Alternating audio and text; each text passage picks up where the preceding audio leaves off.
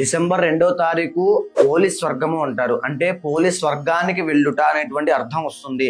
ఎవరైతే ఈ యొక్క కార్తీక మాసం నడిచేటువంటి కార్తీక మాసంలో ఈ యొక్క జీవనాధారం కోసం జాబ్స్ అని లేకపోతే ఇంకో పనులంటూ కార్తీక మాస వ్రతాన్ని ఆచరించలేకపోయారో, కార్తీక మాసంలో శివుడికి మనసారా భక్తితో ఆచరించలేకపోయామని చెప్పి బాధపడుతున్నారు, లేకపోతే ఉపవాసాలు చేయలేకపోయని చెప్పి బాధపడుతున్నారు, వాళ్ళందరి కోసము ఈ పోలీస్ స్వర్గానికి వెళ్ళుట అనే కథని తప్పకుండా వినాలి. దీంట్లో సారాంశం ఏంటంటే, ఎవరైతే భక్తి శ్రద్ధలు లేకుండా నెల రోజులు పూజలు చేసినా అవన్నీ వ్యర్థం అయిపోతాయి.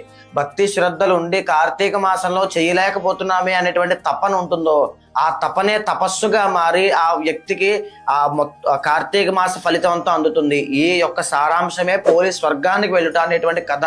ఆ కథ ఏంటనే అనేటువంటిది యూట్యూబ్ లో వివరంగా చెప్పాను. ఆ లింక్ కింద ఇస్తున్నాను, ఒకసారి అందరూ కూడా గమనించండి. డిసెంబర్ 2వ తారీఖు పోలీస్ స్వర్గము అంటారు. అంటే పోలీస్ స్వర్గానికి